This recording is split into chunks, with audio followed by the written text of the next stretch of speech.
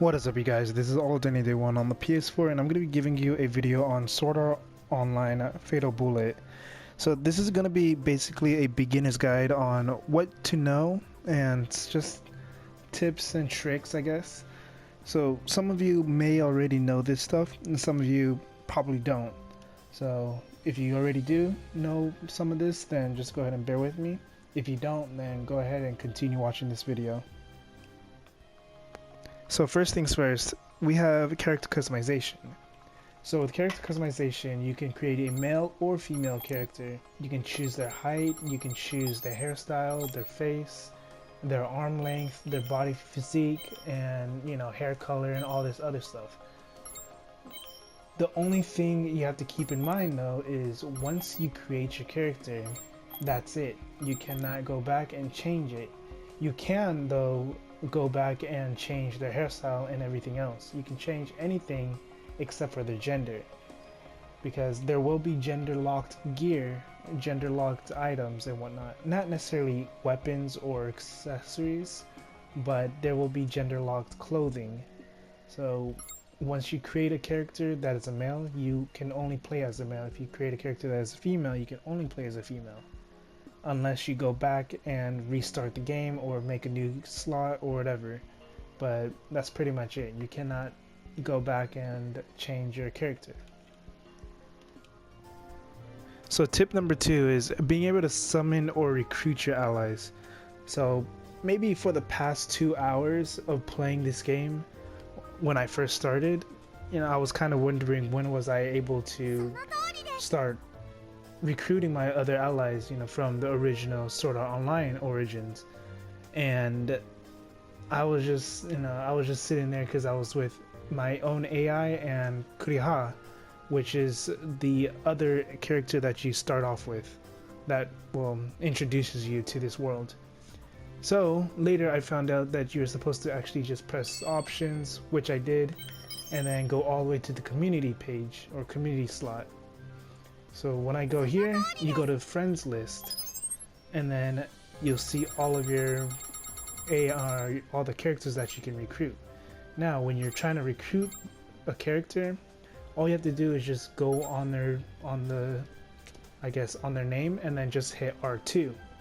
Once you hit R2, then you have them in your team. You can only have up to 3 players or 3 different characters in your group though. And also what you can do is you can look at their stats as well just by pressing square, so you can see what weapon they're running with, or I think you can also see what abilities they've got and their stats, their attack, their defense, so you can see whether you want to recruit them on your team or not. And that's pretty much it for that one. So we will be going on to the next tip. Tip number 3, roles and your abilities. So unlike Hollow Fragment, where you can pretty much select someone to tank, heal, support, or DPS, on Fatal Bullet, it all depends on the character's abilities.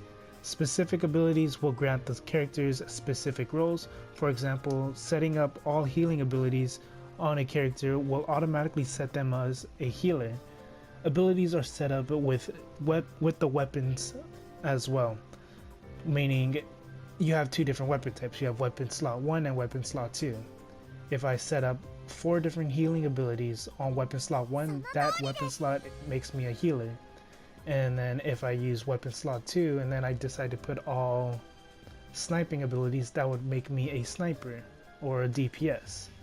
So you can pretty much, I guess, see it like that.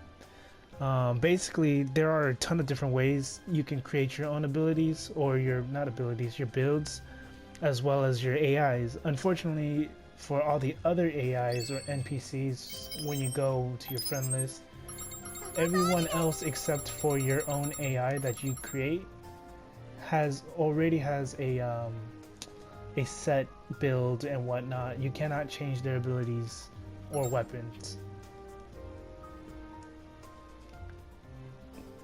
Tip number 4, ammo and gadgets are going to be extremely important for you.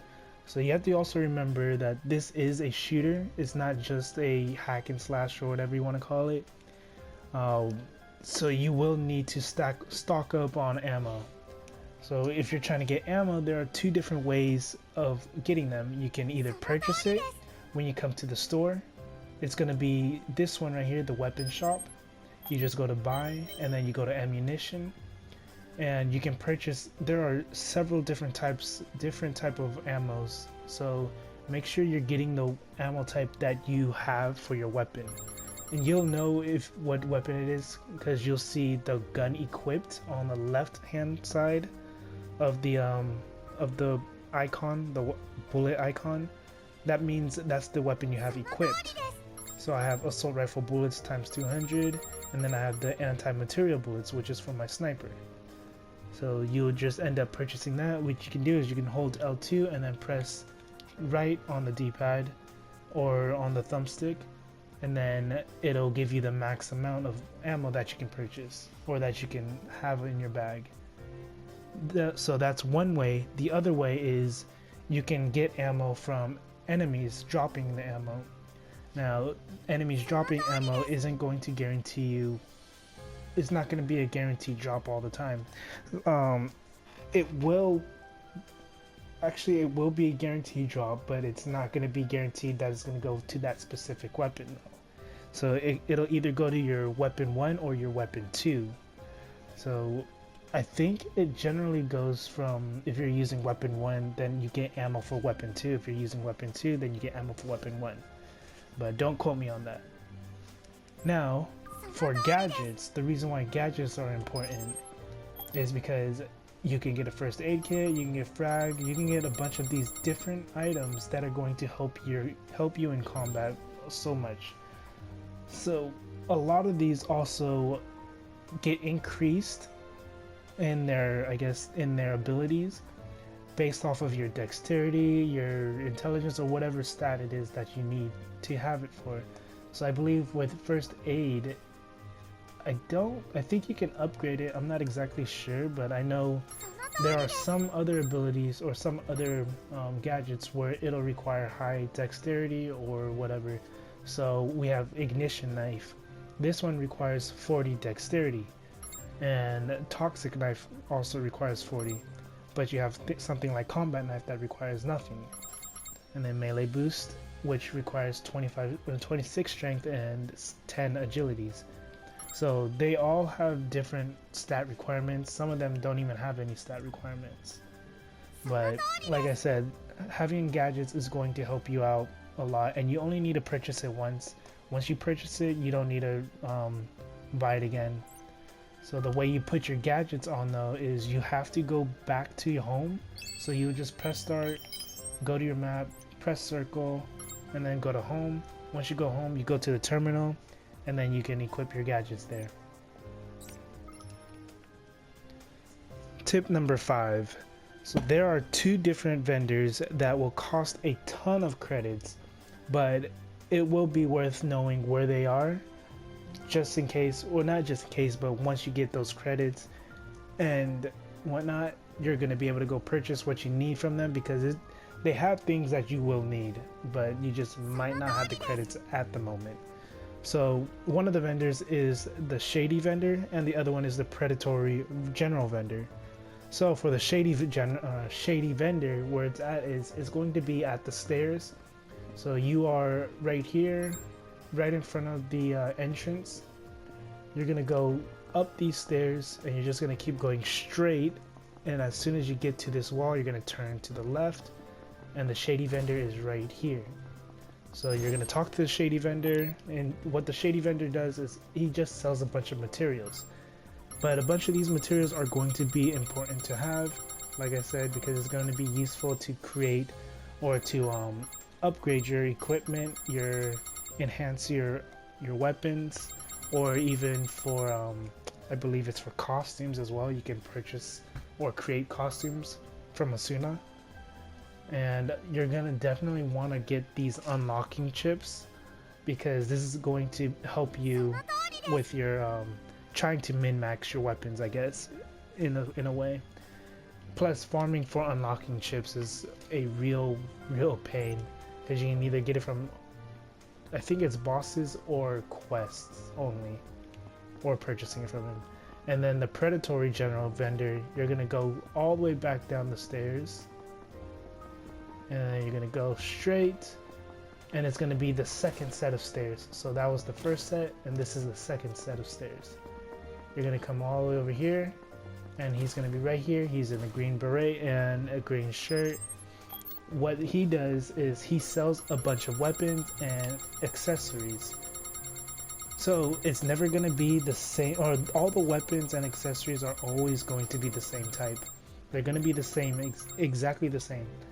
But now the thing is, when you press circle or whatever, I guess B if you're on Xbox, if you back out of his store and then talk to him again, it'll change the rarity. So if you look at SPB Night Sky, it has 2 pluses, so that's rank 3 right now. I'm gonna back out. It's gonna be the same weapon, but it's gonna be a different. Now, I guess it's Night Sky plus instead of SPB or whatever it was. I'm gonna just keep going until it changes. As you can see, you can probably see the other equipment changing, so it just turned rare. So this is a pretty decent way of trying to get a legendary, I guess, if you're trying to go for legendary items. Legendary wings or accessories or sword, or whatever it is you're looking for, you can try to get. But yeah, you can go to this vendor to get the weapons and stuff, but it will cost you a lot of credits. Just keep that in mind.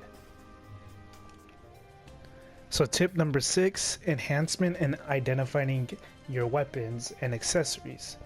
So the way you can do this is you have to talk to Angel and Lisbeth. The only way you can get to them though is from Kirito's room. So you have to kind of, I mean, you generally will get Kirito's room unlocked as long as you complete the tutorial. So once you do that, you're gonna just go to his room and then you'll see pretty much everyone here actually.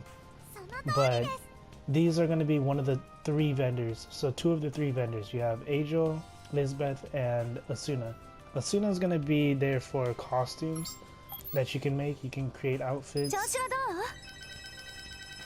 And then with Angel, all you have to do is you just go to him and appraise. So it's gonna be appraising items, I guess, not necessarily identifying. Well, it is identifying, but same thing, I guess. You're gonna go to can you appraise an item, and he's gonna, you can either sell or appraise. I don't have anything on me right now, but all it's gonna say is a bunch of unappraised items, and then it's gonna cost credits to appraise them or identify them, and then you'll be able to get legendaries or rares, whatever the box is. So if it's a rare box, you're gonna get a rare weapon or accessory, depending on whatever, if it's a weapon or accessory. So his is pretty simple. Lisbeth's it's not at all difficult or confusing. It's just, I guess it'll be better if it's explained. So all you do is you just go to her. I want to enhance a weapon. You can enhance weapons or transform weapons. So when you enhance weapons, you have to make sure you unequip your items. So if you want to upgrade, like I want to upgrade my AMR Tiamat Plus, I have to go back out, and then I have to go to characters, press my character's name, go to equipment, and press L3 on the weapons, and then I just go back, talk to her, enhance, and then I can go here, and as you can see, it doesn't have the letter E next to it anymore, because I can't enhance this one. So I'm gonna go here. So you have 3 different formulas you can choose from. You have Formula 1, Formula 2, and Formula 3. Formula 1, I believe, are just a bunch of more so common items, more common items than Formula 2s. Formula 2s, I believe, is more rare-ish, or maybe that's Formula 1. I don't know. I don't really know the difference between the two, because they both have rare items. But Formula 3, that's a legendary item, advanced enhanced material. It only requires 1, and it'll just automatically make it go to the next, or all 3 of them make it go to the next rank. But that's pretty much how you enhance your weapon. you need to make sure you have the materials or an enhanced item. Basic enhanced material is what you would need. And then for transform weapons, with transform weapons you can leave your items equipped or not. It doesn't really matter. So with the transform, what you would do is you would select an item you want to keep and then select an item you don't want to keep. So I'm just going to do this as an example. Here, I'm going to use my Mido type AR++. That's the one I'm going to keep. Let's say I don't want to keep my sword anymore. So I'll press on the sword and then I'll press yes. So on the left side, this is the base weapon. This is the weapon I'm keeping. On the right side, that's the one I don't want to keep. So what I will do is I'm going to end up replacing one of the stats that I don't want on my main weapon, and then I'll replace it with the material weapon, the weapon that I don't want. So if the weapon I don't want has a good stat, like one good stat that I need, I'll just use that as a feeder and just feed it my main weapon that stat. But something you're gonna also make sure that you're gonna need is you're gonna need the that material. I forgot what it's called. It's from the shady vendor, the one I just told you guys that you're gonna need. The transformation thing. Let me see what it was called again. The unlocking chip. You're gonna need an unlocking chip in order to do this. If you don't have one, then you cannot do the transformations. But that's pretty much it with enhancements and I guess identifying as well as costumes. So tip number 7, setting up your skills. If you're trying to figure out why you can't set up your abilities and gadgets in your menu, it's because you have to travel to home first. So the way you travel to your home is just like traveling to Kirito's place. You can either go to your map. This is what I normally do. I just go to my map and press circle, and then you can see urban district, home, Kirito's room, squadron, lobby. So you would have to go home, and once you go home, you just as soon as you're here, you're going to look at the left and you're going to go to the terminal. You're going to hit use on the terminal, and you're going to see it has customization data, skills, skill set, gadget sets, and avatar customization. So avatar customization is where you're going to be able to, change your avatar, your hairstyle, your features, everything except for the gender. For your skills, you'll be able to choose your skills here as well. You can already do that in your menu, so you won't have to necessarily worry about that. Also, just keep in mind with skills, you do have skill points. You need a certain amount of skill points in order to unlock the next skill.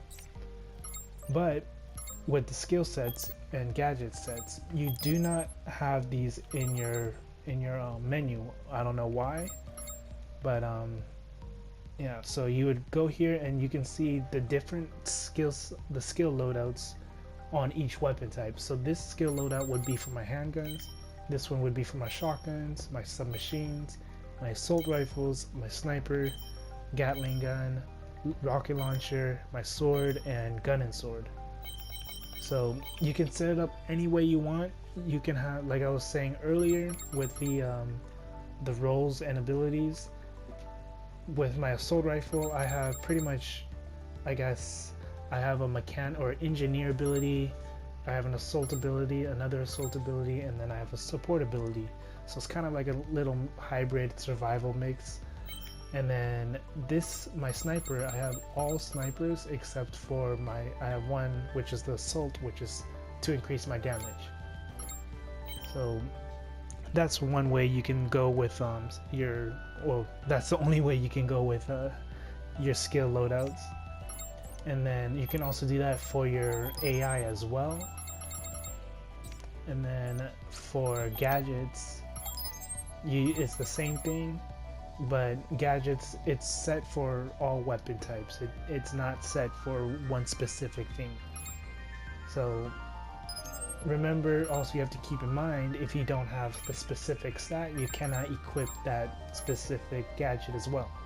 So I can't use electromag, stun trap, or toxic knife because I don't have 40 dexterity. But I do have the other 4 on me. But that's pretty much it for the abilities and skills. So tip number 8, setting up your AI. So this would probably get pretty frustrating if you want to set your AI up for, let's say, a healer and revive your allies, but all she's doing is trying to kill the boss and not even trying to go for the revive or even throw out any heals. So what you want to do is you want to travel to home, same way you did for the terminal. You're going to travel to home, you're going to go ahead and talk to your AI. It's going to ask if they can change their outfit or change their haircut. You can say yes or no.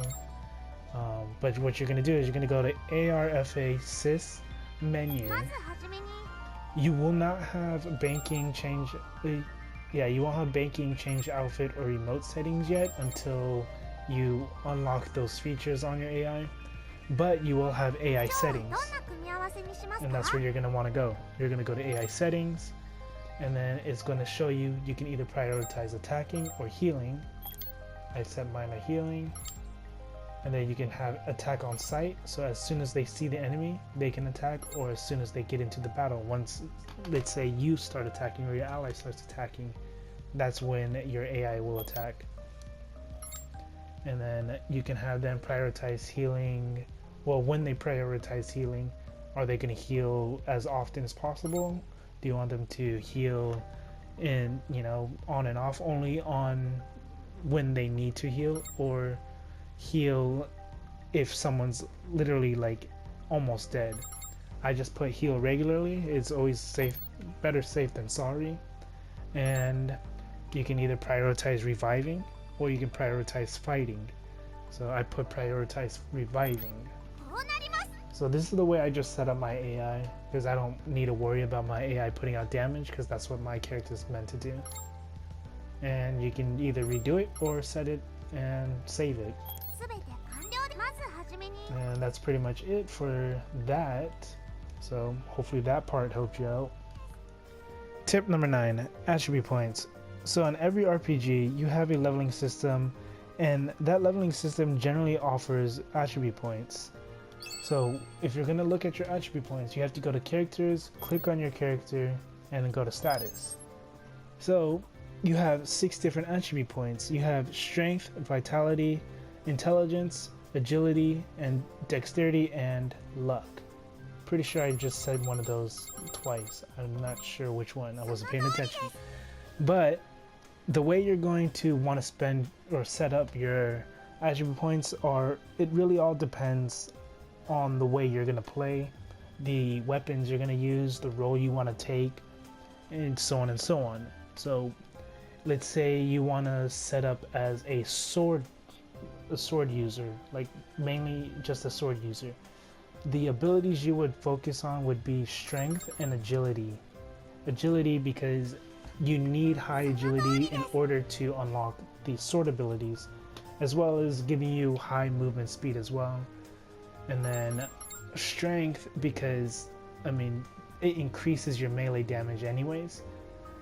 So that's definitely gonna, it's gonna help you in the long run. Vitality is a good one to have just in general for any build, because the more health you have, the more durability you'll have. For intelligence is mainly used for support type builds, or just someone who uses a bunch of gadgets and skill abilities. Not necessarily just for support, but there are skills where they do a lot of damage, so like gadget ability or a gadget build. Not necessarily the gadgets that you can purchase, but the gadgets that you can use in your abilities. And then agility, like I had said, it's good for the sword build. And then also it's the steadiness of the bullet circle. I guess that's just the swaying of your reticle or bullet, whatever you want to call it, a bullet circle. The next would be dexterity and luck. So these two are going to be really good together, because dexterity increases your critical damage as well as more damage to the weak spots, the enemy weak spots, and it also increases your accuracy of your bullet circle, gadget power, and weaponry. So having high dexterity is going to be really useful to have. And then high luck is also going to be useful because it increases your drop rates, your item drop rates, as well as increasing your critical hits, giving you defense and reducing damage from like stale elements as in fire or whatever else, poison, and so on and so on. So I think it's just fire and poison that I've noticed. Probably, yeah, I think it's just fire and poison. But that's about it though with the attributes. So if you're trying to play in a certain way, make sure you know what each attribute does. So like I said, strength, generally you need strength in order to use heavy weapons like a Gatling gun or a rocket launcher or a sniper rifle. You're going to need a lot of strength for those and a lot of dexterity. If you're going to use swords, you're going to need high agility and a decent amount of strength. If you're going with support, I would highly recommend intelligence and probably vitality. So that way if you're going with a tank build, I guess vitality and intelligence. If you're going with like a straight healer, then intelligence and maybe, I don't know, intelligence and agility or intelligence and whatever. And then anything else, I mean, it is all up to you as long as you know what these attributes basically do. So the last tip that I'm going to be giving you is not all the enemies are the same. And what I mean by that is some enemies will have a big, easy weak spot that you can hit. Some enemies will have really small weak spots. And then you'll have enemies who pop up their weak spots every few seconds or after a certain amount of enemies or after a certain amount of damage. It's just a bunch of enemies will have different weaknesses. So some enemies, let's say you're fighting an enemy that you can't see the weak spot, or maybe the weak spot's in their mouth and they don't open their mouth as often, but they're on the ground. You want to make sure you can use a sword. If you have a sword for those type of enemies, you're going to be able to do a lot of damage to them, because a sword doesn't need to hit weak spots in order to do a lot of damage. Now, if it's an enemy that's flying, you're going to probably want to use like a rocket launcher or a sniper rifle, or you want, just a bunch of gadgets. Gadgets are definitely going to come in handy as well. So it comes down to knowing the enemy type. So like I said, if the enemy has a weak spot in their mouth, that's going to be generally hard to hit, or annoying or frustrating to hit because they don't open their mouth as often. If you have a sword, make sure you use that. I'm not saying that you can't beat the enemy without a sword. You can beat the enemies with anything. You can beat the enemies with a pistol. It's just, if you're trying to do it more efficiently and at a faster pace, then you kind of want to know what each enemy's, I guess, weakness would be. So if this video helped you out at all, go ahead and leave a like, comment, subscribe. If you have any questions or concerns, also just let me know down in the comment section, or you can leave me know on Twitter at alldayanyday1. This is All Day Any Day 1 on the PS4. Have a good day, good night, and peace.